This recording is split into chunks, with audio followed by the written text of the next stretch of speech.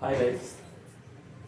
आप लोगों के काफ़ी कमेंट्स आ रहे थे कि सर ऐसा कोई यूनिवर्सल रूल बताइए तो हर एक नंबर पे डिविजिबिलिटी का हम किसी नंबर की टेस्ट कर सकें। तो देखिए, जो इवन नंबर्स हैं उसमें तो कोई प्रॉब्लम नहीं है। उसके यूनिट डिजिट में 0 2 4 6 8 आएगा, उसे हम जो है 2 से डिवाइड कर लेंगे। 5 से भी डिविजिबिलिटी में कोई प्रॉब्लम नहीं है। जो नंबर होगा उसके यूनिट में अगर 0 या 5 हो जाए तो वो नंबर डिविजिबल हो जाएगा 5 से। प्रॉब्लम आती है जब यूनिट डिजिट 1 3 7 9 इस टाइप की होती है। तो आज ऐसे किसी भी नंबर से डिविजिबिलिटी हम चेक करने का एक मेथड बताएंगे। इस मेथड से पहले एक चीज़ आप जान लीजिए, एक टर्म नया हम इंट्रोड्यूस करेंगे, ऑस्कुलेटर्स।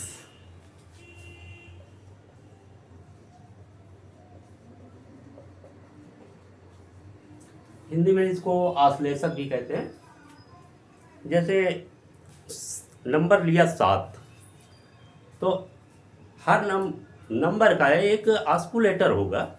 जैसे 7 का ऑस्कुलेटर हमको खोजना है, तो 7 के ऑस्कुलेटर के लिए हम 7 की टेबल देखें और 7 की टेबल में वो नंबर देखें जो 10 डिजिट से एक कम हो या एक ज़्यादा हो। जैसे हम 7 की जब टेबल देखते हैं तो ये हमारे काम का एक नंबर आ जाता है 21। 21 20 से एक जाता है, तो 21 से 20 पाने के लिए हमको एक घटाना पड़ेगा।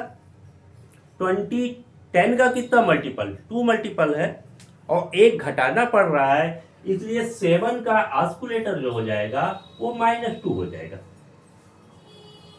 समझ रहे हैं इस बात को? जो है ऑस्कुलेटर पहले हम डिफाइन कर लेते हैं उस नंबर का। अच्छा देखो, ये कोई यूनिक नहीं होता है। आगे चलते हैं, अगर इसी में हम जो है तो एक नंबर हमको 49 भी मिलता है, तो इसमें अगर एक जोड़ दे तो 10 मल्टीपल मिल जाता है 50। तो -2 अगर 7 का ऑस्कुलेटर है तो +5 भी 7 का ऑस्कुलेटर हो जाएगा। लेकिन कैलकुलेशन की आसानी के लिए जो है मिनिमम नंबर हम खोजते हैं, इसलिए 7 से डिविजिबिलिटी अगर हमको खोजनी है तो हम ऑस्कुलेटर -2 ही लेंगे। थोड़ा आगे देखिए प्लस कब होता है। जैसे 13 का हम टेबल लिखें तो हमको एक नंबर मिलता है 39। 39 में अगर हम +1 करते हैं, बात ध्यान दीजिए, प्लस कर रहे हैं या यहाँ पे माइनस कर रहे थे, प्लस कर रहे हैं तो हमको 40 मिल रहा है, मीन्स 4 × 10 मिल रहा है। तो 13 का ऑस्कुलेटर +4 हो जाएगा।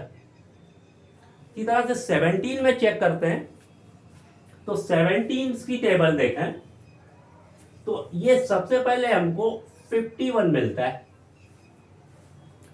51 को 10 मल्टीपल पाने के लिए एक घटाना पड़ेगा, तब 50 मिलेगा आपको।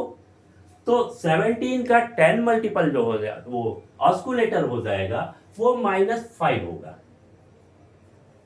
तो आशा करते हैं आप ऑस्कुलेटर्स डिफिनेट करने के लिए तरीका जान गए हैं। अब ये ऑस्कुलेटर्स किस तरह से प्रोसेस किए जाते हैं, देखिए अभी तक हम वही नंबर लिए हैं जो नंबर से फुल डिविजिबल हो जाते हैं। जैसे एक नंबर हम 7 से डिविजिबिलिटी चेक करना चाहते हैं 1491 की,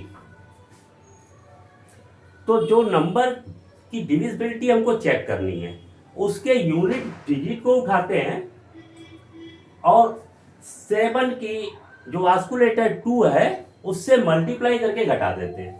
तो 1 को उठाया, 1 × 2 2, यहां से घटा दिया, 1 को हटा दिया, तो अब ये 147 आया। ये डेफिनेटली 7 से डिविजिबल होगा। ऐसा जब भी ऑस्कुलेटर से यूनिट को घटा के जो नंबर पाएंगे वो 7 से डिविजिबल होगा, लेकिन अभी नहीं कंफर्म हो सकते हैं। फिर इसी प्रोसेस को आगे बढ़ाएं।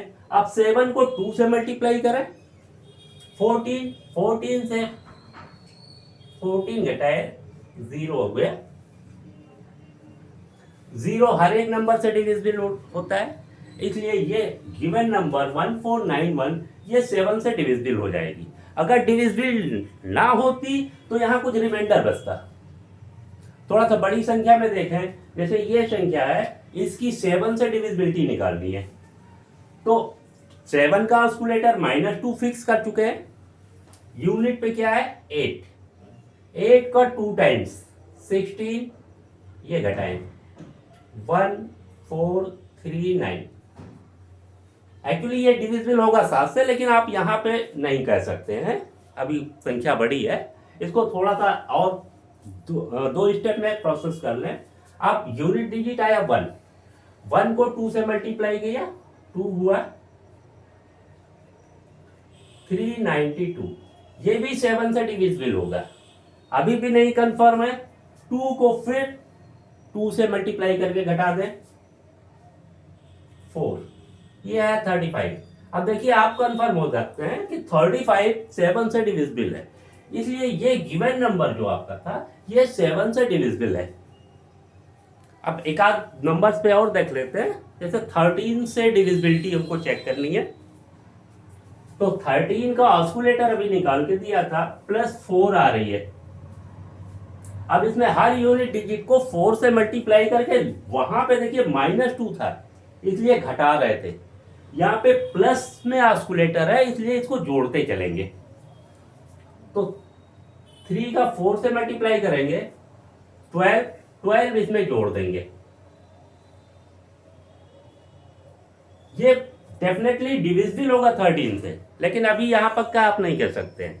नेक्स्ट इस प्रोसेस को करें, 9 चौक 36,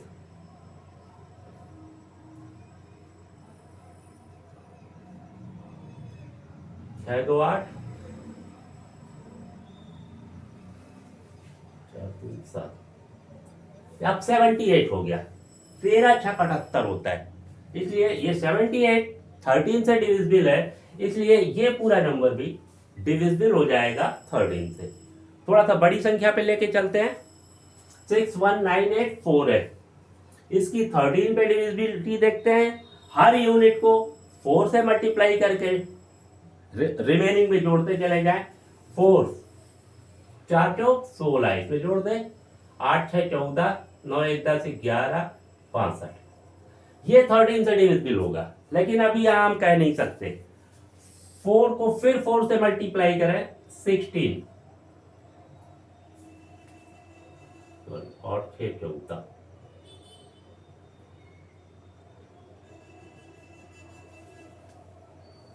7 3 6।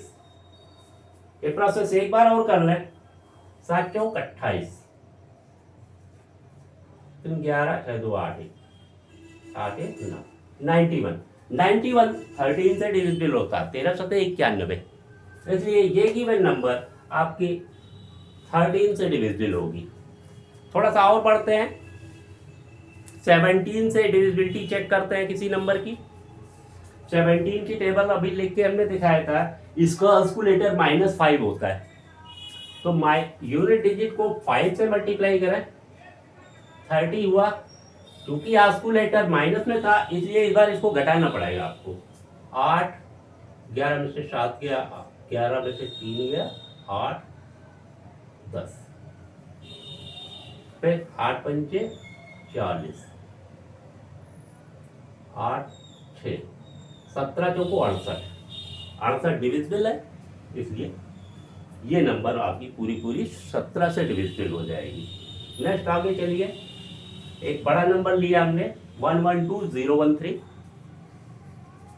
यही प्रोसेस 5 को ऑस्कुलेटर लेते हुए रिपीट करते हैं।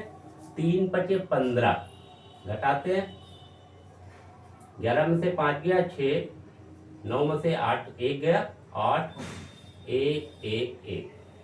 अब ये जो नंबर मिला है ये 17 से डिविजिबल होगा, लेकिन अभी यहाँ पे आप कहने की स्थिति में नहीं है। इस प्रोसेस को अभी और कंटिन्यू करते हुए इसे छोटा करें।